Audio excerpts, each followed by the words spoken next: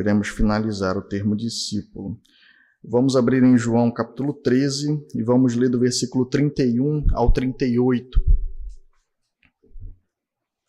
À medida que a igreja encontrar, vamos colocar de pé em reverência à palavra do Senhor.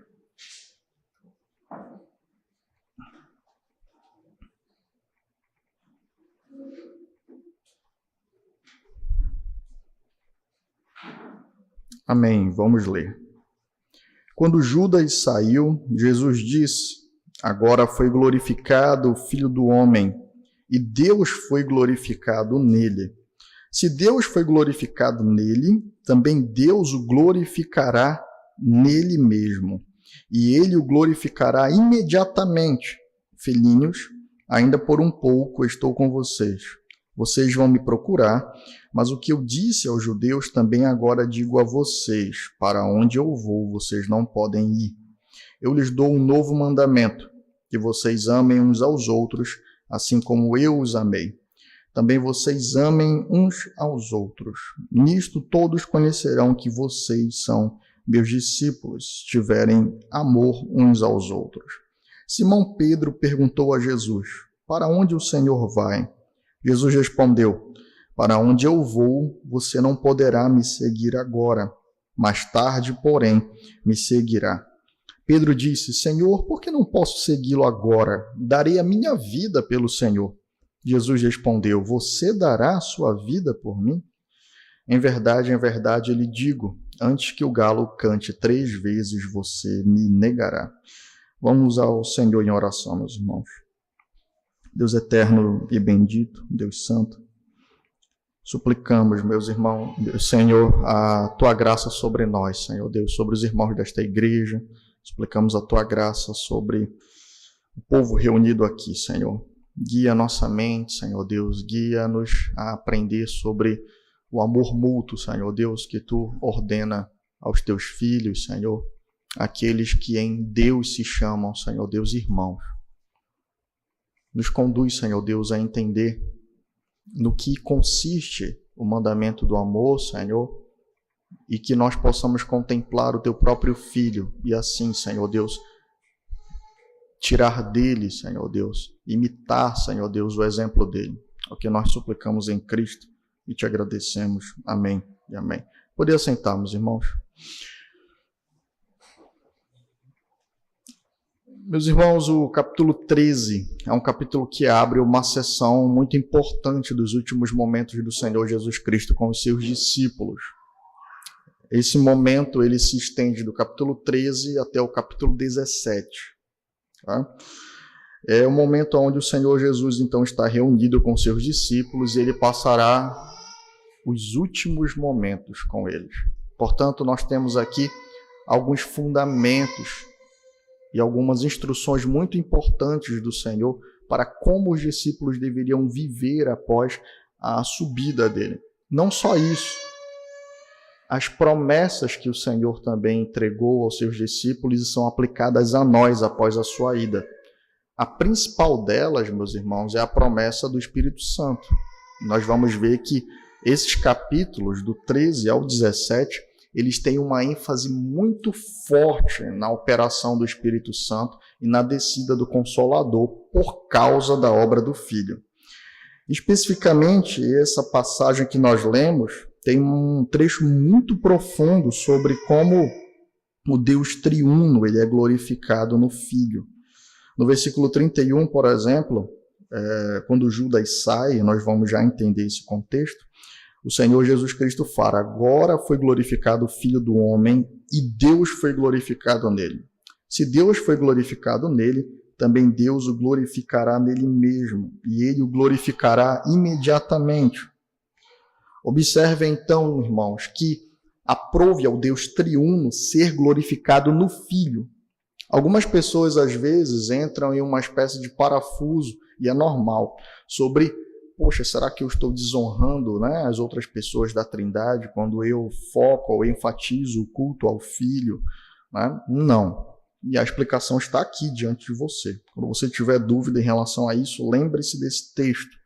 Deus, ele aprove ser glorificado no Filho. Então, a exaltação do Filho consiste na exaltação do Deus triuno.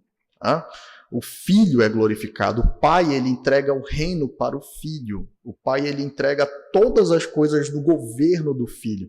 O Pai e o Espírito eles são revelados na pessoa do Senhor Jesus Cristo. E quem habitará conosco será Deus na pessoa do seu Filho para toda a eternidade. E alguns falam, então nós não vamos ver a face do Pai. Jesus já respondeu isso para a gente, né? Quem vê a Cristo, vê o Pai.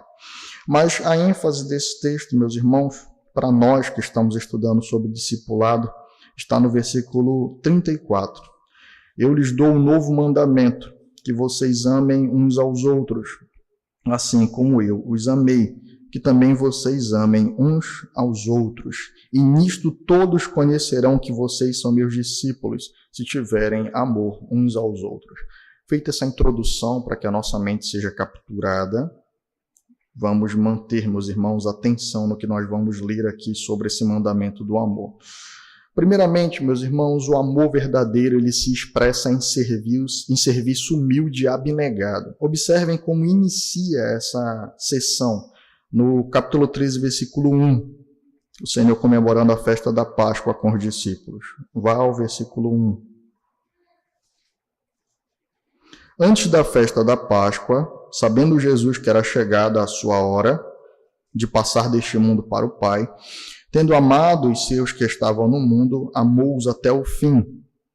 Durante a ceia, tendo já o diabo posto no coração de Judas Iscariotes, filho de Simão, que traísse Jesus, sabendo este que o Pai tinha confiado tudo às suas mãos e que ele tinha vindo de Deus e voltava para Deus, levantou-se da ceia e tirou a vestimenta de cima e, pegando uma toalha, cingiu-se com ela.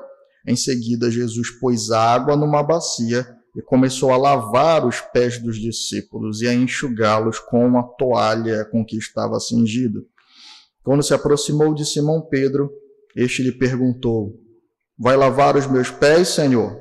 Jesus respondeu: o que eu faço você não compreende agora, mas vai entender depois. Então Pedro disse: o Senhor nunca lavará os meus pés. Ao que Jesus respondeu: se eu não lavar, você não terá parte comigo. Então Pedro lhe pediu: Senhor, não somente os pés, mas também as mãos e a cabeça. Jesus respondeu: quem já se banhou não precisa lavar nada, a não ser os pés, pois quanto ao mais está todo limpo, e vocês estão limpos, mas não todos, pois ele sabia quem era o traidor. Foi por isso que disse: nem todos estão limpos. Então observe, meus irmãos, que essa passagem na qual o Senhor ele fala sobre a glorificação do Filho e do Pai, ele finaliza entregando o mandamento do amor, inicia com o Senhor indo comemorar a festa da Páscoa com os discípulos, e então ele toma para si uma postura de extrema humilhação aqui. Não ao ponto do que ele enfrentará na cruz, mas que simboliza o que ele fez enquanto Deus ao se esvaziar da sua glória e assumir a forma de carne. Porque o Senhor, ele pratica aqui um ato que é exercitado por escravos no contexto que eles estão. Ele tira a sua veste, ele fica somente com a sua túnica, ele cinge uma toalha em volta do seu corpo, e então ele vai, meus irmãos, até os discípulos e começa a lavar os pés deles. Os judeus eles tinham um ritual de purificação muito exigente em relação a como eles iriam tocar na comida. Então, sempre que alguém caminhava e se dirigia até o lugar de uma refeição, era comum, na casa pelo menos dos mais nobres, você ter uma bacia de água para que os pés fossem lavados e as mãos também em outra bacia. E nas casas dos mais nobres, quem fazia esse trabalho geralmente eram escravos ou pessoas de extrema humildade social. Eles tinham a tarefa de lavar os pés e as mãos e preparar então aquelas pessoas para o momento da refeição. E ali todos estavam sentados e eles precisavam lavar os pés, fazia parte do ritual de refeição. E aí? Ninguém havia aparentemente se oferecido para lavar os pés uns dos outros. Então Cristo faz isso. O Senhor assume essa função. Ele se dirige até os seus discípulos e começa a lavar os pés. É por isso o espanto de Pedro no versículo 6, quando ele fala: Senhor, vai lavar os meus pés? Ou seja, eu não sou digno disso, Senhor, e tu és Senhor. E lá na frente nós vamos ver que o Senhor, depois de dar o exemplo, versículo 15. Não, vamos, versículo 13. Versículo 13. Vocês me chamam de mestre e de Senhor, e fazem bem, porque eu sou. Ora, se eu, sendo Senhor e mestre, lavei os pés de vocês, também vocês devem lavar os pés uns dos outros, porque eu lhes dei o exemplo, para que, como eu fiz, vocês façam também. Então, lá no início, o Senhor responde para Pedro: você não está compreendendo o que eu estou fazendo agora, mas mais à frente você compreenderá. E então ele explica.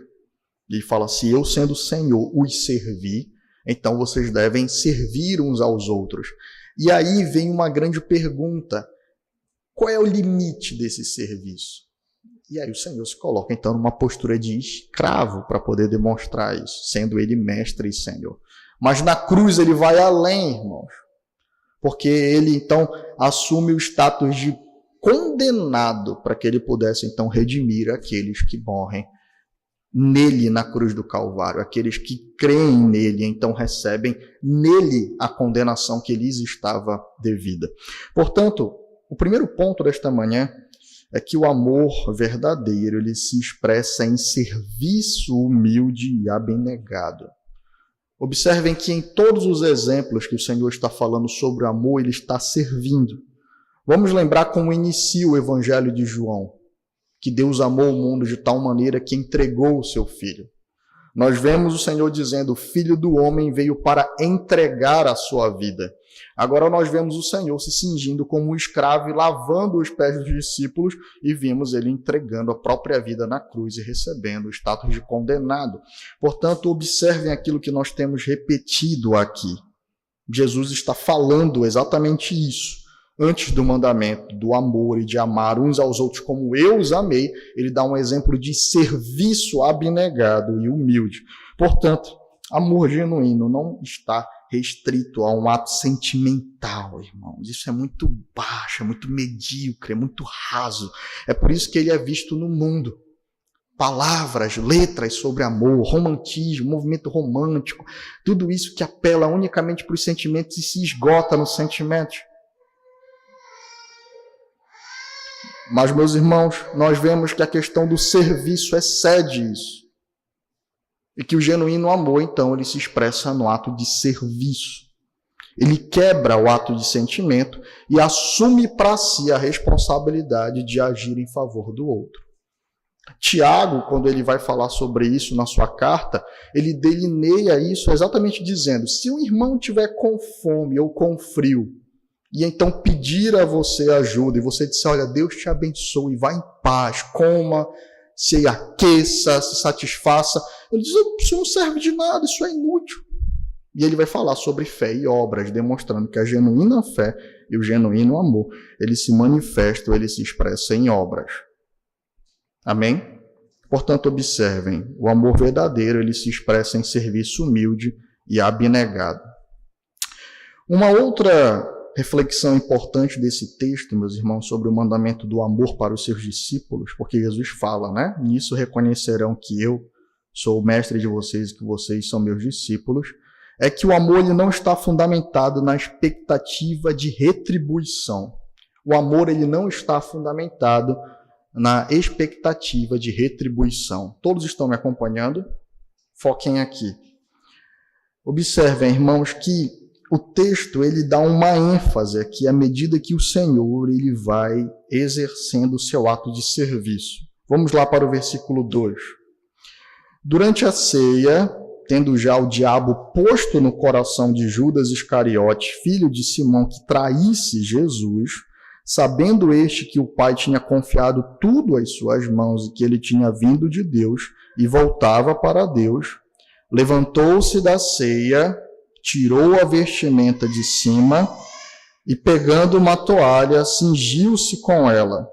Em seguida, Jesus pôs numa bacia e começou a lavar o pé dos discípulos e a enxugá-los com a toalha com quem estava cingido. Observe então que o texto ele dá uma ênfase aqui. Ele fala sobre os discípulos, mas ele destaca um nome logo no início. Qual é o nome? Judas. Judas. Isso aqui é importante. Porque o texto diz, Jesus sabia que Judas iria traí-lo. Então o Senhor, ele cinge e ele lava o pé de quem? De todos, menos de... Não, irmãos, ele lava o pé de todo mundo ali. Mas eu quero chamar a atenção para o final do versículo.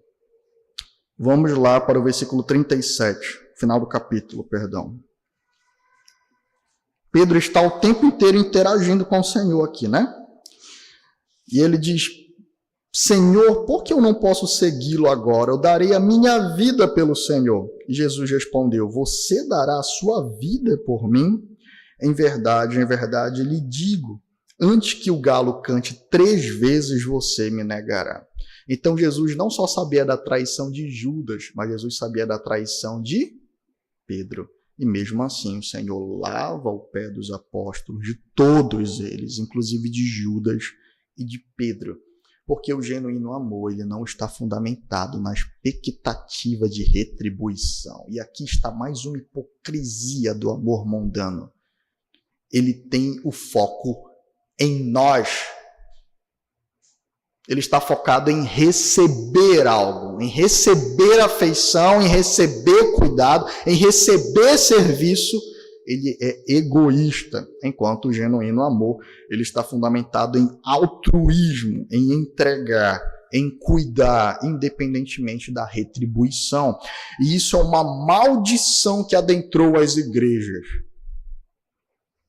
Eu procuro geralmente igrejas onde o meu pacote plus, meu pacote premium, ele vai ser cumprido. Então, as pessoas elas pegam uma lista que elas montam aleatoriamente, de acordo com o seu conforto, de acordo com os seus benefícios, e então elas vão até as igrejas e elas marcam um checklist para ver se aquelas igrejas elas atendem os serviços que elas precisam. A igreja do Senhor não está fundamentada nisso. A igreja do Senhor consiste em, a partir do momento que eu receber o amor de Cristo, apesar de ser alguém que o afronta, e que não só o afrontou na cruz, e quando era um ímpio, o afrontava constantemente, sem nada merecer, mas ainda hoje, por meio da rebeldia, da ausência de submissão, de uma vida que não é plenamente piedosa, nós afrontamos ao Senhor, e ainda assim Ele ama e cuida de nós, ao ponto de ter entregue a própria vida na cruz. Portanto, a representação no amor está focado em como eu irei cuidar. Está fundamentado em Cristo e não na expectativa de receber retribuição. No sentido de que eu faço, porque pode ser que lá na frente eu também precise. Você já ouviu essa palavra, essa frase? Esse ditado popular? Não, é melhor a gente ajudar todo mundo, porque lá na frente a gente também precisa. O mundo dá voltas, né? Pois é, irmãos, nós todos somos treinados pela sociedade em como amar e nos relacionar com as pessoas, mas Cristo nos traz um novo padrão. Portanto, o amor ele se expressa em serviço, em atitude, humilde, abnegado. O próprio Cristo, então, ele vai dar esse exemplo. Segundo, o amor não está fundamentado na expectativa de retribuição. O amor não está fundamentado em eu irei dar para que eu também possa receber algo. E observem uma outra coisa, o amor é um mandamento. O amor, ele é um mandamento.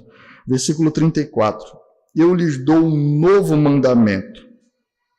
Eu lhes dou um novo mandamento. Que vocês amem uns aos outros, assim como eu os amei. Que também vocês amem uns aos outros. Portanto, o amor ele é um mandamento. E esses padrões que nós observamos anteriormente, de que o amor ele expressa em serviço e não em sentimento meramente, de que o amor ele não tem a expectativa de retribuição, de que o Senhor Jesus Cristo é o exemplo de amor, ele consiste em um mandamento. Jesus deu aos seus discípulos uma ordem, mandamento é isso. E o Senhor utiliza a mesma palavra ligada ao Antigo Testamento relacionado à lei. O que o Senhor está dizendo aqui é: eu lhes acrescento, eu lhes dou um novo mandamento, que vocês amem uns aos outros como eu os amei. Portanto, o amor é uma ordem. Ele é um mandamento. Observem, portanto, que ele não está fundamentado no querer, mas na obediência. A obediência sustenta o genuíno amor. E a obediência é o motivador do genuíno amor. A obediência é o combustível do genuíno amor. Ao ponto de nós termos que, em alguns momentos, dizer: Senhor, eu não quero. Eu sei que está nas minhas mãos ajudar, Senhor, mas eu não quero, mas eu vou fazer. Porque se você for buscar no seu coração combustível, no seu sentimento combustível para amar genuinamente, para ajudar, você não vai encontrar.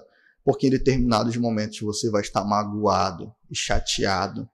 E às vezes pode ser que você tenha razão, mas Deus mandou você fazer. Deu para entender, irmãos? Portanto, quando você precisar agir em favor de um irmão, e até mesmo agir em favor de um inimigo, como o Senhor ordena que nós façamos, você não deve procurar motivação no seu sentimento, porque você não vai encontrar lá. Você precisa encontrar motivação, e a palavra motivação também não é sentimental. É um motivo para agir. O que me motiva a agir? É a ordem, é o amor a Deus, é a submissão ao mandamento que ele deu. Amém, irmãos? Observem como é muito diferente da questão do mundo. E observem como é possível, então, entender agora o mandamento que o Senhor dá em favor do inimigo. Porque ele, sendo meu inimigo, ele é alguém que me fere, ele é alguém que me machuca, ele é alguém que trai como Judas, ele é alguém que trai como Pedro. Mas o Senhor deu uma ordem, que se está em minhas mãos fazer o bem, eu devo fazer, porque esse é o mandamento que o Senhor nos dá. É óbvio que nesse texto em específico, o Senhor ele está falando prioritariamente, quando ele entrega o mandamento, acerca da igreja e dos discípulos. Vocês vão ver que Judas saiu, né? O texto inicia isso, versículo 31. Quando Judas saiu, Jesus disse.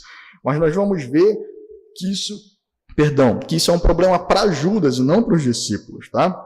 Eles recebem o mandamento de amor para que eles amem, então, como o Senhor Jesus Cristo. O ponto 4, nós vimos, então, o amor se expressa, o amor genuíno, ele se expressa em serviço, humilde e abnegado. O amor não está fundamentado na expectativa de retribuição. Você é a igreja, olha, entendam isso antes que nós foquemos novamente no terceiro ponto. Irmãos, nós precisamos entender que o pertencimento ele é construído por meio do cuidado também. Não é só o lugar onde eu me sinto atendido, mas é o lugar onde eu me sinto responsável. É o lugar onde eu amo, é o lugar onde eu sirvo. E é isso que cria vínculo no coração. Porque quando a minha expectativa de alguma maneira não é atendida, eu continuo então insistindo. Essa perspectiva sentimentalista sobre o amor é que tem gerado divórcio, é que tem gerado rompimento de amizade, é que tem gerado afastamento entre as pessoas. Porque quando todo mundo se aproxima com o objetivo de sugar um do outro, naturalmente expectativas serão frustradas. E então eles se afastam, demonstrando que o outro nada mais era do que um objeto do qual eu precisava usar para suprir o meu vácuo sentimental. Mas quando eu entendo que consiste também em quem eu amo, com quem eu me comprometi, com quem eu cuido, com quem eu exerço amor, com quem eu dirijo amor, aí sim eu tenho um pertencimento mais concreto e fundamentado, como é o nosso pertencimento à igreja e ao Senhor Jesus Cristo. O terceiro ponto aqui é um mandamento. Portanto, se você não está amando, o que você tem que fazer? Amar. Tá? Um homem perguntou isso para o pastor Paul Washer, né? Ele conta: pastor, eu estou com um problema em casa, está me afligindo. O que é? Não, eu não amo mais a minha esposa. Ele falou: então deixe de pecar, vá lá e ame, né? Porque não é uma questão sentimental meramente, envolve sentimentos, irmãos. Mas não se esgota nem se fundamenta aí. O quarto ponto é que esse amor ele é plenamente contemplado no Filho. Durante o capítulo inteiro do versículo do capítulo 13, aqui, enquanto o capítulo inteiro, em todos os versículos, Jesus ele assume a frente, ele então se cinge como um servo. Pedro falou, Senhor, o senhor não vai limpar? Olha, se eu não lavar, tu não tem parte comigo.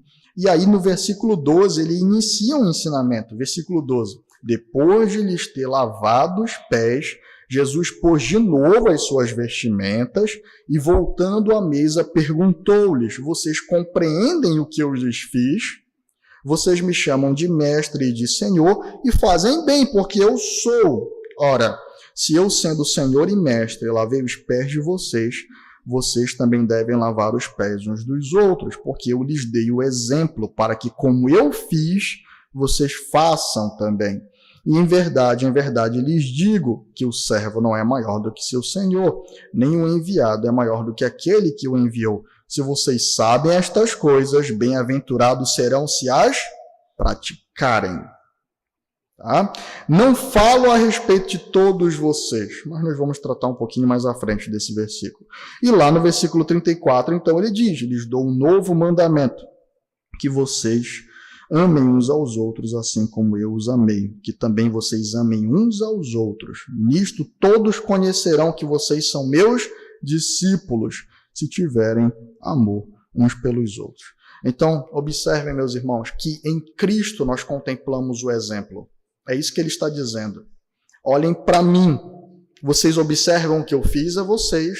E agora, quando nós que recebemos toda a revelação e sabemos aonde é que o Senhor Jesus Cristo, então, ele entrega o maior exemplo de amor, que é na cruz do Calvário, então nós podemos dizer, nós precisamos olhar para o Senhor em todo o seu exemplo de abnegação e de amor, e é nele que nós encontramos o exemplo para servir, para amar. Jesus Cristo constantemente diz isso, olhem para mim, olhem para mim. Mas não somente isso, observem que Jesus diz, um novo mandamento eu lhes dou, um novo mandamento eu lhes dou. Versículo 34, eu lhes dou um novo mandamento, que vocês amem uns aos outros, assim como eu os amei, que vocês amem uns aos outros. É importante dizer o seguinte, irmãos, esse aqui não é um mandamento novo em todos os seus aspectos.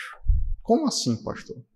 Quando nós vamos à lei, por exemplo, quando nós vamos a Êxodo, Número, Deuteronômio, nós vamos ver que a lei ela é entregue tendo como base o amor ao próximo também. O próprio Senhor diz isso, quando ele fala que a lei inteira se resume em 2 grandes mandamentos, amar a Deus acima de todas as coisas e ao próximo como a ti mesmo. Jesus fala isso. Em Levítico 18 está explícito, ame o seu próximo, amem uns aos outros. Isso é um mandamento do Senhor. Mas Jesus diz aqui que ele deu um novo mandamento. E quando ele fala sobre um novo mandamento, ele está dizendo que ele está expandindo o aspecto e a exigência desse mandamento.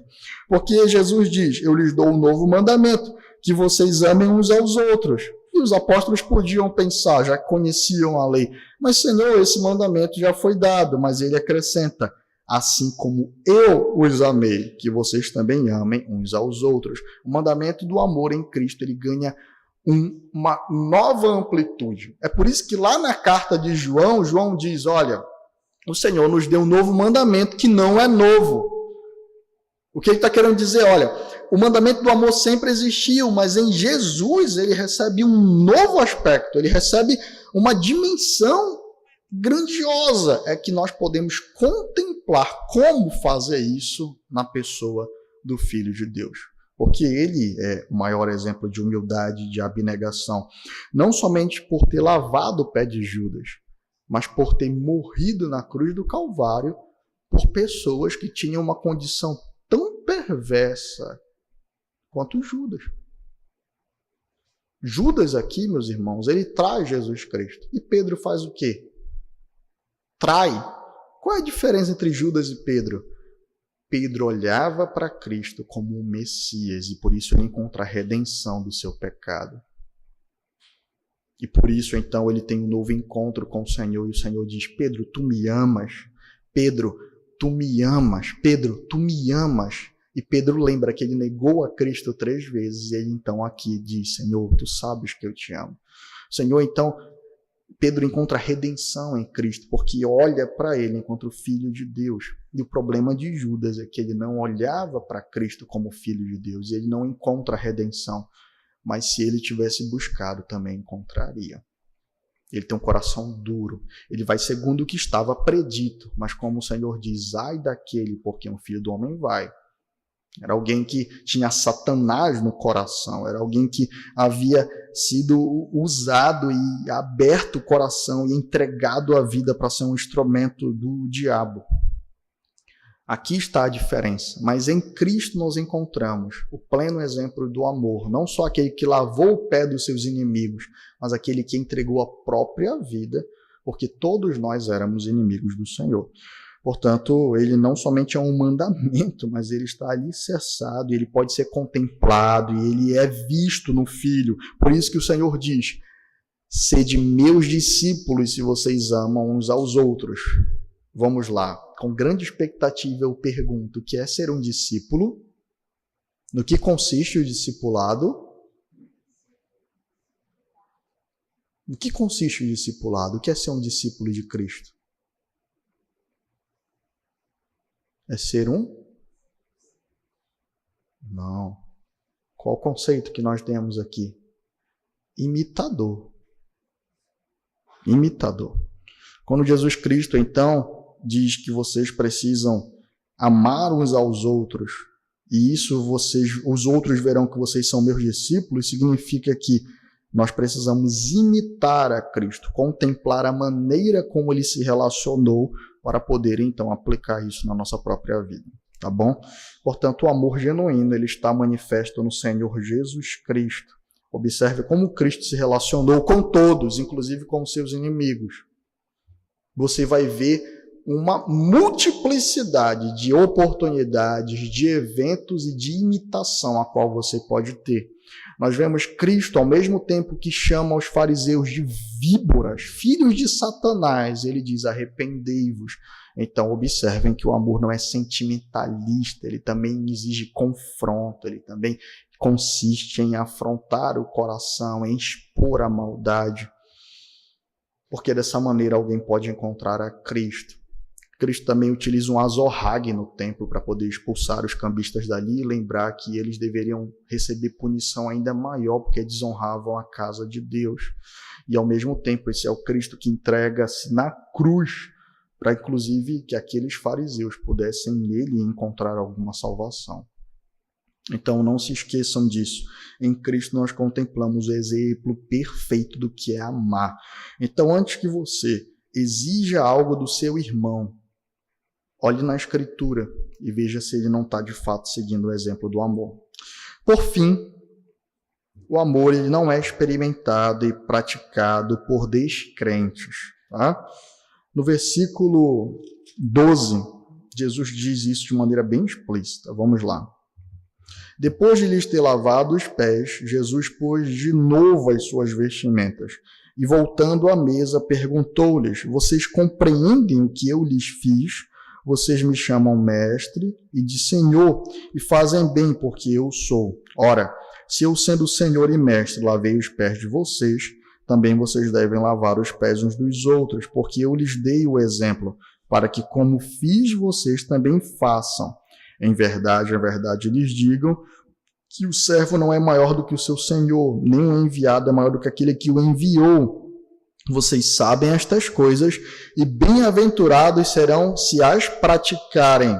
E o versículo 18, meus irmãos: não falo a respeito de todos vocês, pois eu conheço aqueles que escolhi, mas é para que se cumpra a Escritura: aquele que come do meu pão levantou contra mim o seu calcanhar.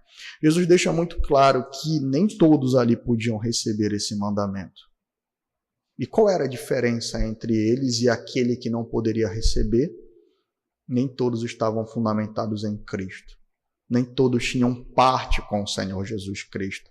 Lembrem-se o que nós estudamos lá na primeira lição, que um discípulo de Cristo inicia o seu discipulado por meio da conversão do seu coração. Se alguém não tem um coração converso, ele não pode imitar ao Senhor.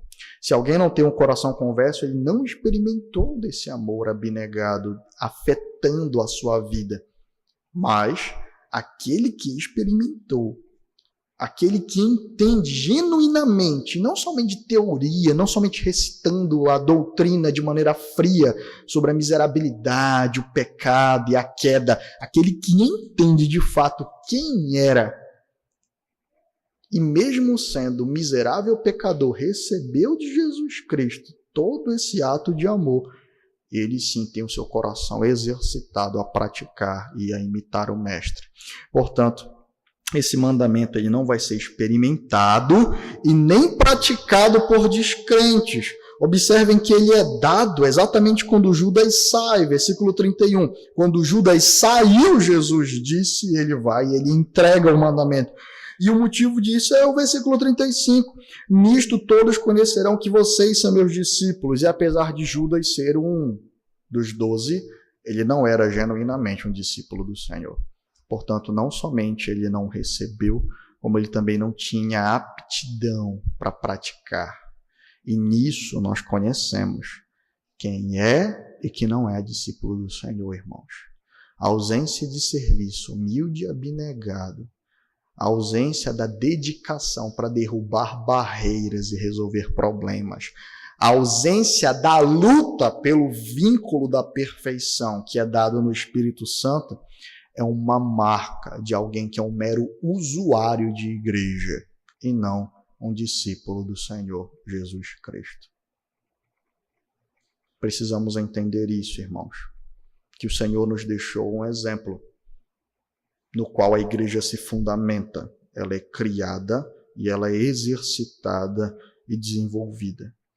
Portanto, nós temos em Cristo um padrão que precisamos imitar e obedecer acerca de amar. Portanto, lembrem-se, amor é um mandamento.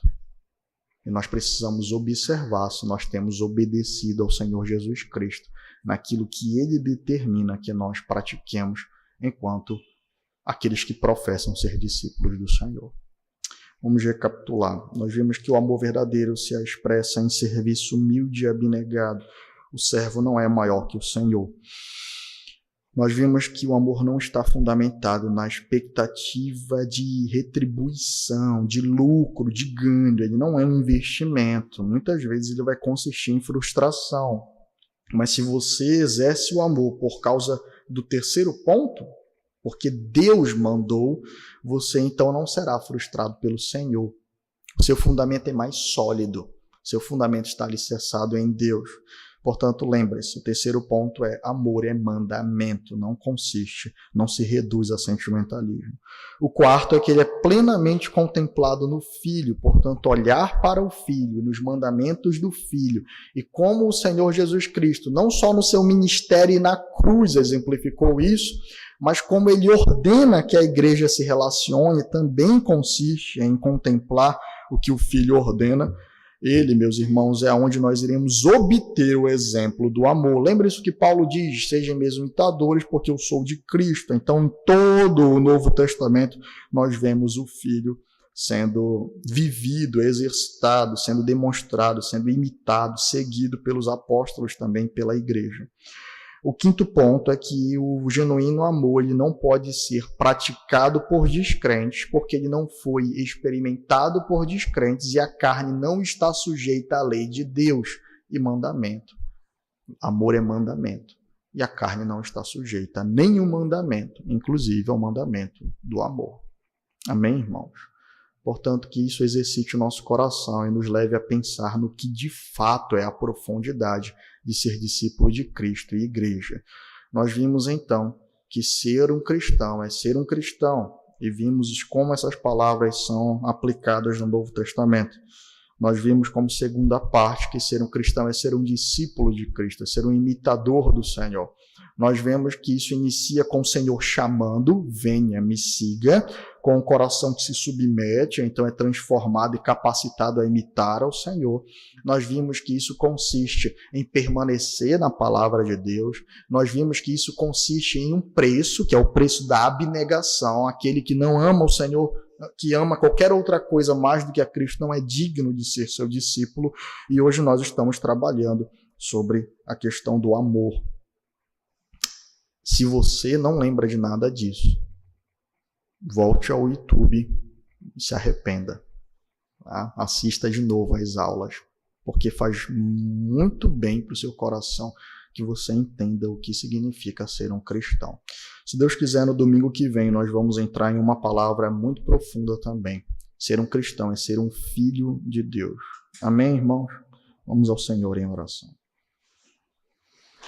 Deus eterno e bendito, Deus santo, graças nós te damos, Senhor Deus, e oramos a Ti nesse momento que o Senhor remova da nossa mente e do nosso coração todos os conceitos superficiais, medíocres, Senhor Deus, rasos sobre o que é amor.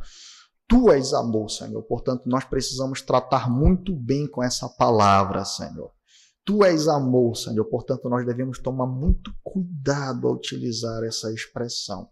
Precisamos partir do Teu Filho para então definir as expectativas de nossas relações e nos relacionar de maneira agradável, Senhor Deus, primeiramente com nossos irmãos e depois também com o restante do mundo, Senhor, e com a criação. Em Cristo nós encontramos o exemplo perfeito, Senhor, de humanidade e de relacionamento, Senhor Deus. Portanto, capacita-nos pelo Teu Espírito a olhar ao Senhor Jesus Cristo e imitá-lo. É o que nós pedimos em Cristo, Teu Filho amado, aquele, Senhor, que é a expressão perfeita do Teu amor na cruz do Calvário. E desde já te agradecemos, Senhor. Amém. Amém. Amém.